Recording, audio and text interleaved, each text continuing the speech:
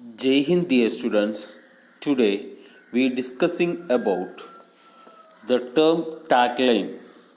Taglines are basically simple and a powerful message that help to communicate an enterprise, goals, missions, qualities, etc.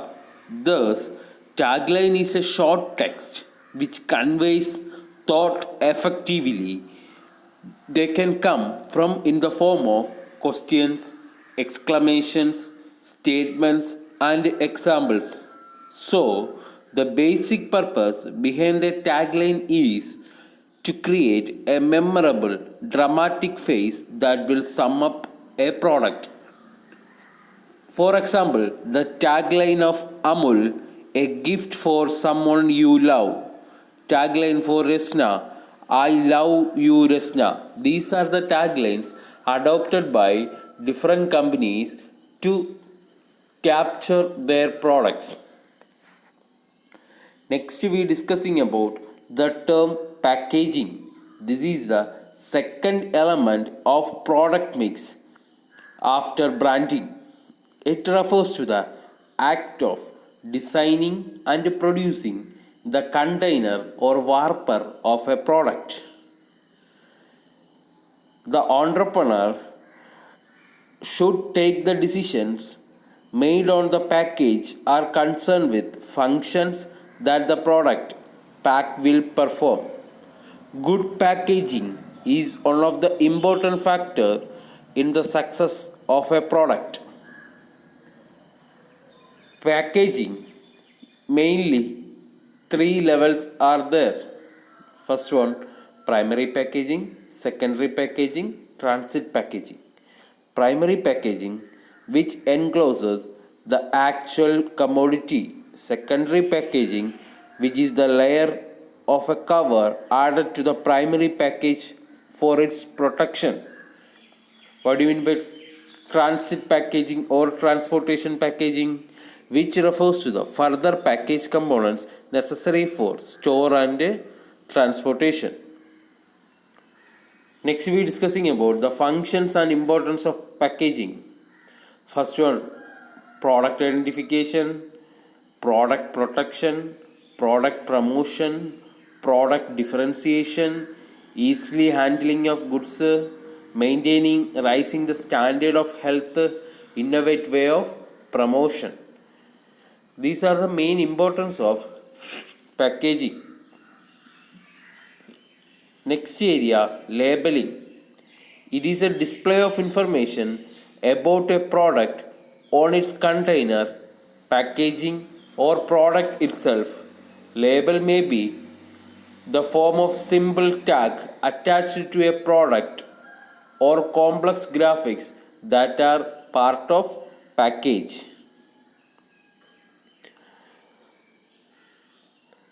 It also describes the product and specifies its contents. It helps to grade the products. It helps in identification of products and brand name. It helps providing information as required by the law. These all information is given by labeling.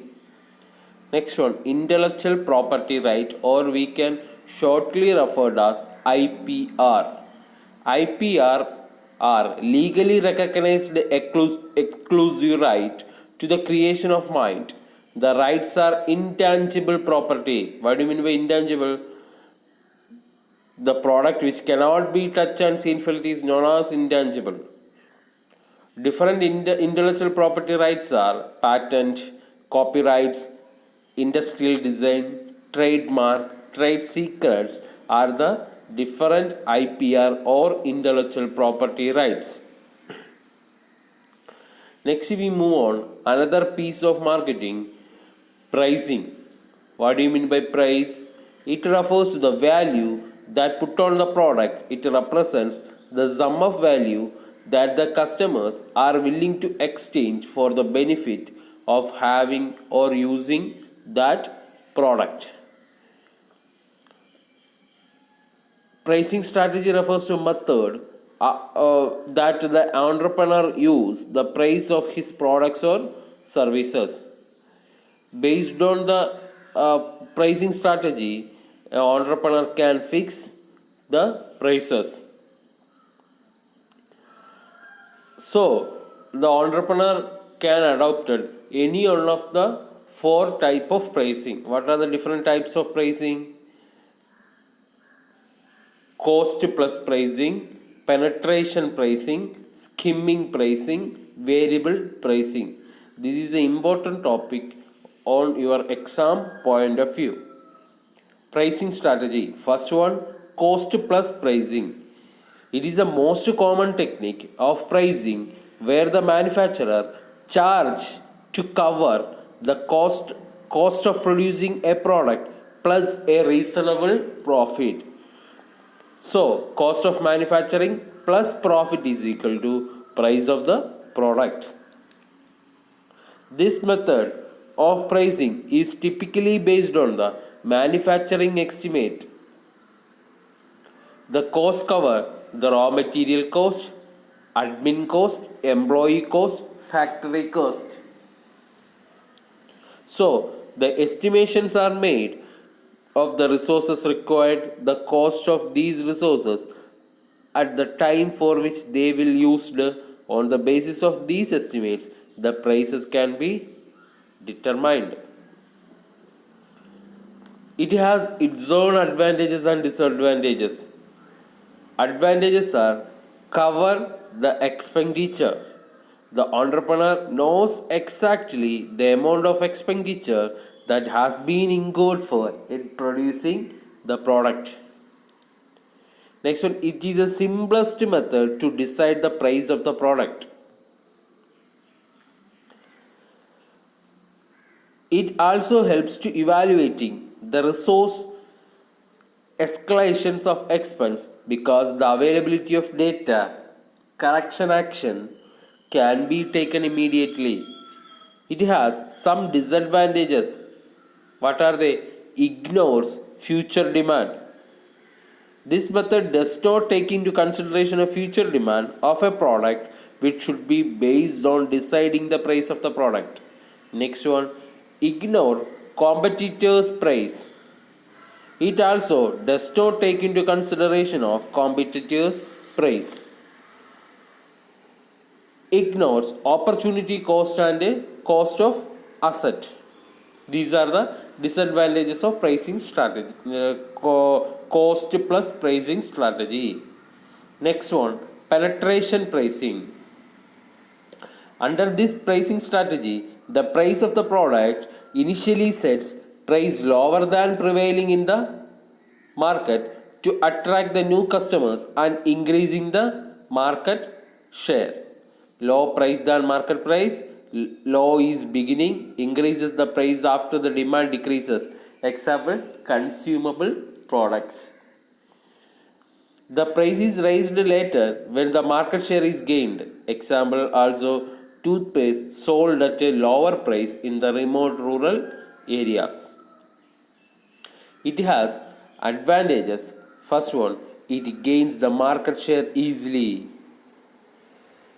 It is resulting is an increased market share quickly. This strategy can be take competition by the surprise, not giving them time to react. Develop goodwill. It can create goodwill among customers. It leads to control or cost of reduction for very beginning, thereby leading the greater efficiency. It discourages the block of competitors and a high stock turnover generates enthusiasm and support in the distribution channel. The disadvantages are expects price change, create image of preconceptions, low profit margin, difficult to survive. Is low profit margin may be inadequate for the business to survive. Next pricing method is creaming or skimming pricing method. It is a just opposite of penetration pricing. In this type of pricing strategy, the entrepreneur sets their price higher so that fewer sales are needed to break even. This strategy is employed to the cost of investment on the original research, and it's commonly used in electronic markets where new range such as smartphones are initially dispatched into a market at a high price. It is higher price than market price. High beginning decreases the price after the reaching the break even. For early adopters, high income class. Example, iPhone, electronics, new fashions. It has advantages. Recover the cost. It helps to entrepreneur recover the cost quickly. Next one. This strategy is best suited for entrepreneurs who create customers who are quality conscious rather than price conscious. It has disadvantages. If the competitors low price, it backfires. The strategy can backfire if the competitors lower their price. Also, business will lose the customers of segments. This strategy cannot be implemented if there are the strict legal government regulations regarding the consumer rights. If the consumers became aware that the policy of a business follow his strategy, then they will not buy the product when it is introduced. They wait for till the prices is lowered. Next one, variable pricing. What is the variable pricing? It is a marketing approach used by an entrepreneur. Different rates to be extended on different customers for the same goods and services. This approach is generally followed by the business where bargaining over the price is known as with street vendors also use this method. Different rates on different consumers based on the bargaining power of customers, based on the ability to pay the consumer, discount on bulk purchase, higher the quantity, lower the price. For example, the difference in order size by the customers. For example, the soft drink bottle 200 milli of a company is sold rupees 8, while a 2000 milli bottle is sold rupees 55. It should have been priced rupees 80 if a uniform price, but had been followed. It has advantages. Variable pricing has advantages. What are they? If the products are not sold on the MRP, then this method is applicable. It is a modernized profit could be earned.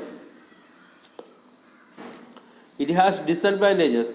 Reduces the consumer loyalty, affects the goodwill of the seller. In just a graph, we can identify the market share, skimming high, penetration high. We can price, x-axis price, y-axis. We can identify the simple method for evaluating the different types of pricing strategies. Next we move on the channels of distribution or price place distribution. A channel of distribution or a trade channel is defined as the path or route along with goods move from producers to manufacturers to ultimate customers. This channel consists of producers, consumers, or users, the various middlemen like wholesalers, selling agents, and retailers. Therefore, this channel bridges the gap between the point of production and the point of consumption, thereby creating time, place, and possession utilities. Mainly, three types of flows. What are they? Downward flow, upward flow, downward and upward flows. Different types of channels of distribution. First channel, producer to customer or direct channel. It is also known as zero level channel. This is the simplest and shortest, most economic channel of distribution in which the producers sell their products directly to the customers. Example, door to door sale, his own retail shops are the examples of direct levels of channel of distribution. Second one, producer, retailer, consumer or indirect one level channel. This channel of distribution involves only the middleman called retailer. Under it, the product sell the products to the big retailers who in turn to sell the ultimate customers. Here, three persons are engaged. What are they? Producer, retailer, customer. Next level, indirect two level. Here, producer, wholesaler, retailer, and consumers. This is the most common and a traditional channel of distribution involving two middlemen like wholesalers, retailer. Here, the products are sold his wholesalers and who then sell it to the retailers. Retailers finally sell the to customers. This channel is suitable for the products having limited finance for etc. Last channel of distribution, producer, agent, wholesaler, retailer, consumer. This is the longest channel of distribution which there the middleman, agent, wholesaler and retailer are involved. The product hand over to his entire output to agent and the agent distribute the product among the wholesalers who then distribute it to the number of retailers.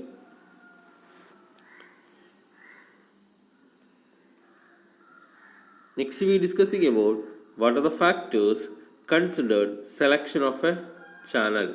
First one, consideration related to the product. Unit value of sale. If the product is very costly like gold ornaments or industrial machines, then it is best to use the small distribution channel. Next one, standardized product. There are those products in which there is no scope for alteration and their cost is predetermined. So you can use the standardized products. Next one, customized products. These products are those which are made according to the directions of customers. There is no scope for alteration. Furniture, for such products, smaller channels should be used. Next one, perishability. Smaller channel of distribution should be used for the goods perishable in nature, such as fruit, vegetables, milk, etc. For durable goods, longer channel can be used. Next one, technical nature. If the product is technical nature, then it will be better to supply directly to the customers. Next one, second point, consideration related to the market, number of buyers. If the number of buyers is large, then you can use the long channel of distribution. Type of buyers. Buyers are commonly two types, general buyers and industrial buyers. General buyers we can use the long channel of distribution. Industrial buyers we can use the short channel of distribution. Buying habits. The manufacturer should opt the long channel of distribution if the financial position does not permit his goods sell on credit to the buyers. Next one, buying quantity. If the goods are bought small quantity, then longer channel of distribution should be used. Size of market. If the market area of a product is scattered, then long channel of distribution is used. Next one, factors considered for selection of channel is that consideration related to the manufacturer or company. Goodwill. If the manufacturer enjoys the good reputation, then he need not depend on the middleman. He can open his own branches easily. Next one, desire to control the channel of distribution. If the manufacturer wants to control the channel of distribution, as in electronic goods sector, then he should opt a shorter channel. Next one, financial strength. A company having a strong financial base can go in for shorter channel, but the financially weak company have to use the longer channels. Consideration related to the government and others. Cost. There is an important factor while deciding the channel of distribution. We can fix the cost at the minimum rate. Availability. If a desired channel is not available, then available channel should be chosen. Possibilities or potentialities of sales. Such a channel which has possibility of large scale should be given performance.